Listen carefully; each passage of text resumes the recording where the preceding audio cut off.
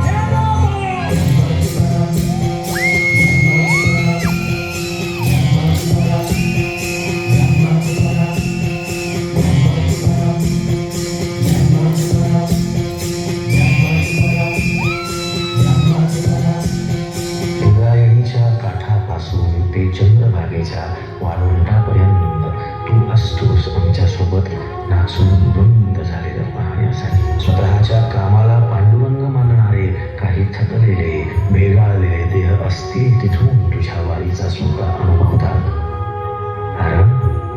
कारण तुझे काही मधुकरी ते काम आमच्यासाठी करतात.